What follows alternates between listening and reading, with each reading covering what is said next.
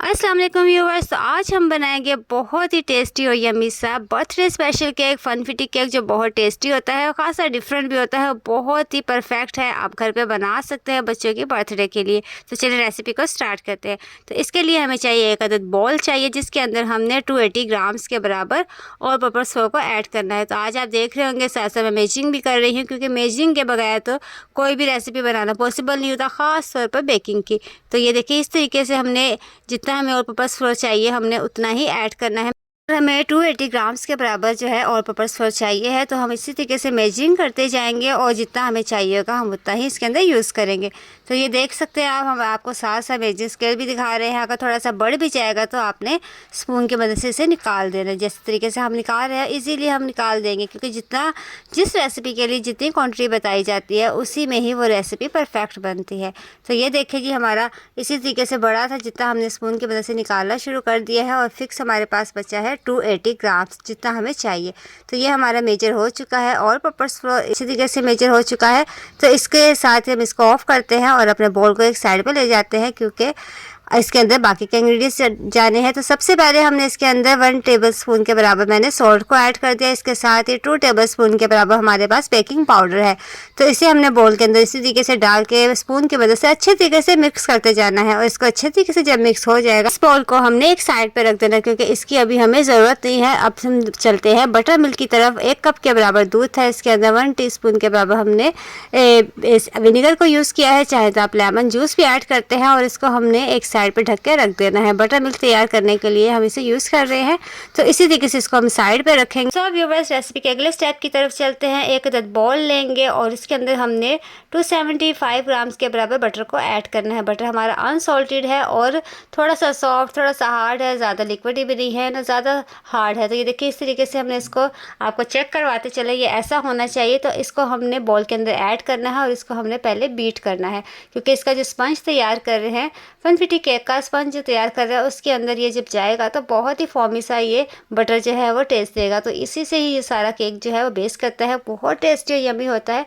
तो अच्छे तरीके से जितना हमने आपको बटर बताया है आपने भी उतना ही यूज़ करना है और अच्छे तरीके से आपने इसको बीट कर लेना है। बहुत अच्छा लग रहा है और क्रीमी क्रीमी सा जब ये हो जाए तो ये कंप्लीट है। अगले स्टेप की तरफ चलेंगे। इसके अंदर जो जो इंग्रेडिएंट्स ऐड करने हैं वो भी आपको बताते चलते हैं कि अंडों को हम यूज़ करेंगे, क्योंकि केक जो है वो अंडों के बिना तो पॉसिबल नहीं होता कि वो इजीली स्टे कर सके। तो हमने अंडों को तो इसके अंदर ऐड करना ही है। तो इसके अंदर हमने तकरीबन 4 अदद अंडे डाले थे और चारों अंडों को हमने बारी बारी चेक करके डालना है और उसके बाद हमने इसको हम बीट करते हैं शुरू कर देंगे, क्योंकि जितना अच्छे तरीके से हम इसे बीट करते जाएंगे उतना जल्दी जल्दी ये तैयार होता है। बहुत यम्मी सा फनफिटी केक तैयार होता है, क्योंकि ये बहुत ही ज़्यादा बच्चों का फेवरेट है और बहुत ही यम्मी होता है, क्योंकि बर्थडे के लिए स्पेशल तैयार किया जाता है। तो आज मैं आपके साथ इसकी रेसिपी कम्प्लीटली शेयर कर रही हूँ।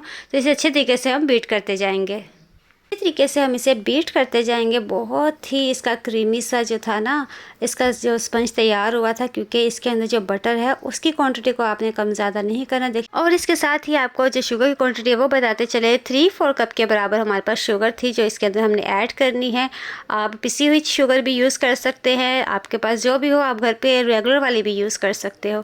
तो इसको भी हम अच्छे तरीके से बीटर की मदद से अच्छे तरीके से मिक्स करते जाएंगे, क्योंकि शुगर को जितना अच्छे तरीके से बीट किया जाएगा उतना ही इसका टेस्ट ज़्यादा अच्छा होगा। तो इसी तरीके से हमने शुगर को अच्छे तरीके से मिक्स करना है। कितने अच्छा सा क्रीमी सा ये तैयार होता जा रहा है हमारा केक का स्पंज का जो हम तैयार कर रहे हैं। तो ये देखिए कितना अच्छा सा तैयार हो रहा है। इसके साथ ही हमने इसके बाद इसके अंदर ऐड करेंगे, और जब ये अच्छे तरीके से मिक्स हो जाएगा तो इसके अंदर अगले स्टेप की तरफ चलेंगे। जो हमने बटर मिल्क और ऑल पर्पस फ्लोर जो तैयार करके रखा था हमने, वो भी इसके अंदर ऐड करना है।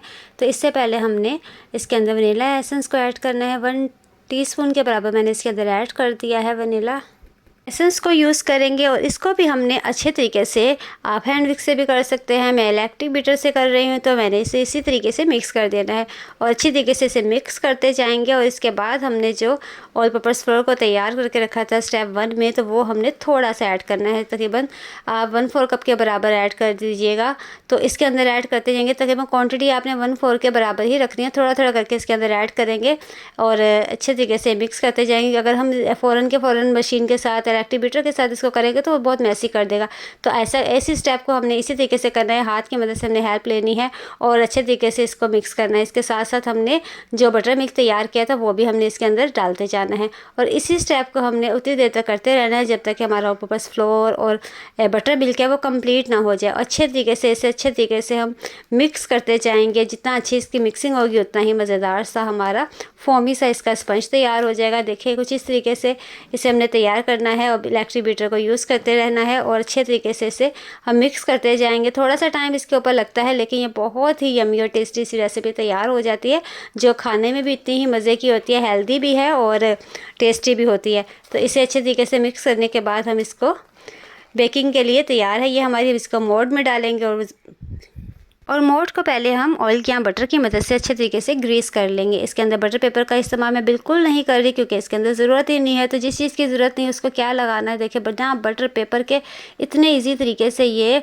फोमी सा स्पंज तैयार हो जाएगा। तो अच्छे तरीके से हमने इसके अंदर बटर को लगा दिया है ब्रश की मदद से और जितना हमने इसको तैयार किया था स्पंज तो सारे का सारा हम इसके अंदर इसको लिक्विड को इसके अंदर ऐड कर देंगे और हमने इसे विदाउट ओवन ही जाएगा और इसको हमने जब अच्छे तरीके से बेक हो जाएगा तो हम इसको जितना लिक्विड है उतना इस पर टाइम भी लगेगा। तो 45 मिनट भी इसको लगे थे हमारे स्पंज को तैयार होने में। तो आपका अगर थोड़ा लगेगा तो आपने थोड़ा वेट करना है क्योंकि बहुत अच्छा तैयार हो जाएगा। तो अब हम तैयार करते हैं जी इसकी टेस्टी और यमी सी फ्रॉस्टिंग तैयार करेंगे जिसके लिए है मैंने व्हिप क्रीम। आप कोई सी भी अपनी फेवरेट क्रीम यूज़ कर सकते हैं। तो ये क्रीम भी हमारी ठंडी है, 250 ml के बराबर मैं इसको यूज़ करूँगी। बॉल भी हमारा चिल है। तो जल्दी से हम मज़ेदार सी फ्रॉस्टिंग तैयार करेंगे। क्वांटिटी भी साथ साथ आपको बताती चलूँगी। तो जब भी हम बटर क्रीम तैयार करते हैं उसके लिए हमें बटर चाहिए होता है। बटर की क्वांटिटी भी उतनी ही होनी चाहिए जितनी रेसिपी के मुताबिक बताई जाती है। तो 135 ग्राम्स के बराबर हमारे पास बटर है, हमने वो यूज़ करना है।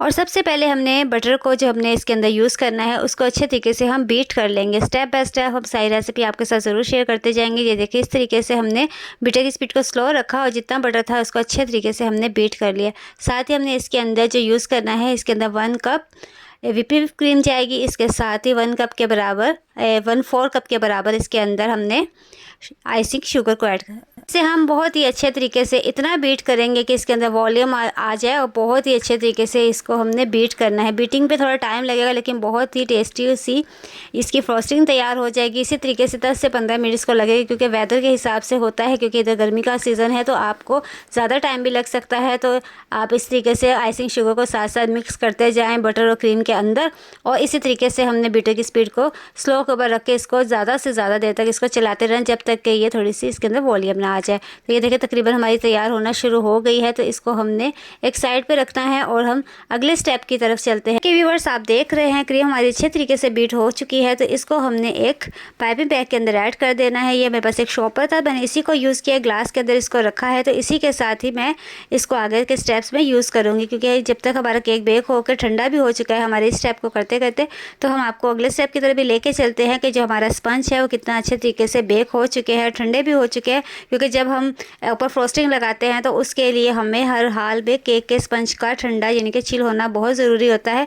तो जब ये सारा स्टेप्स कंप्लीट हो गए तो उसके बाद ही हमने अपनी फ्रोस्टिंग करनी है। तो कुछ इस तरीके से हम फ्रोस्टिंग करें। थोड़ी सी क्रीम जो है बटर क्रीम हमने इस टेबल पे लगा दी है और इसके ऊपर हमने स्पंज रखा है। आप देख सकते हैं कितने फॉर्मी से और सॉफ्ट से हमारे स्पंज बने हैं।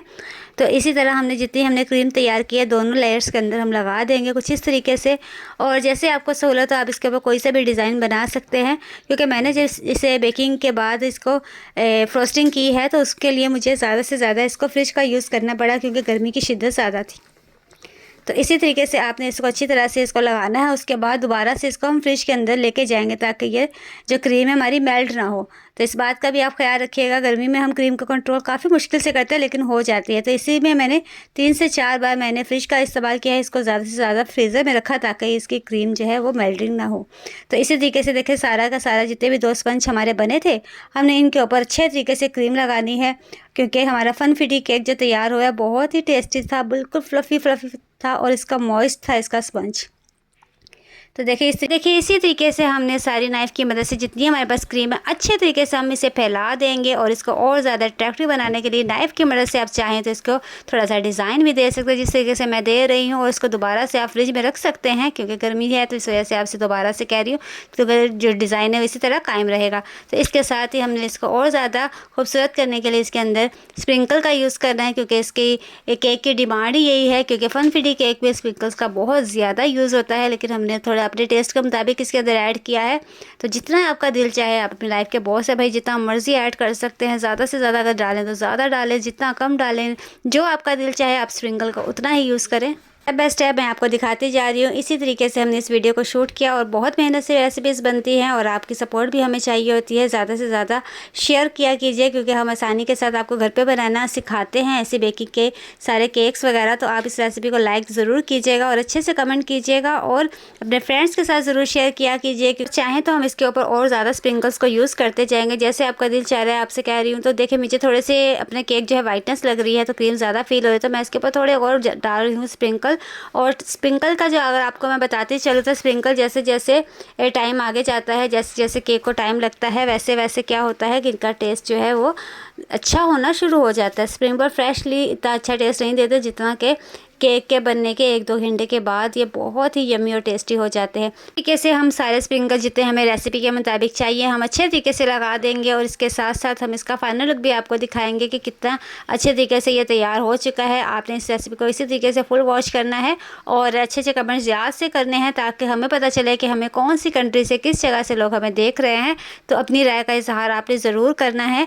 और बहुत ही यम्मी और डिलीशियस सा हमारा फनफिटी केक तैयार है। ये देखिए इस तरीके से हम कटिंग भी करके आपको दिखा रहे हैं, कितना सॉफ्ट सा है। और इसको आपको टेस्ट भी करके दिखाएंगे। बहुत यम्मी और बहुत ही टेस्टी सी शेयरिंग आपके साथ किया है। तो जल्दी जैसे आपसे यही कहेंगे, रेसिपी को लाइक कीजिएगा, चैनल को सब्सक्राइब कीजिएगा, आइकॉन को भी प्रेस कीजिए। इसके साथ ही ये देखिए हमारा केक कट हो चुका है। इतना यम्मी डिलीशियस सा हम टेस्ट करेंगे और आपको बताएंगे कि वाकई में हमारी रेसिपी कितनी मज़े की, टेस्टी और डिलीशियस ही तैयार हुई है। तो आप भी घर पे फनफिटी केक तैयार कर सकते हैं, फैमिली के साथ एंजॉय कर सकते हैं। बर्थडे के लिए बहुत ही बेस्ट केक है। तो अपनी राय का ज़रूर इजहार कीजिएगा और पसंद का अगर कोई केक हो तो ज़रूर हमें बताइएगा, हम आपके लिए ज़रूर बनाएंगे। फिर मिलूंगी अगली रेसिपी के साथ, तब तक के लिए बाय बाय।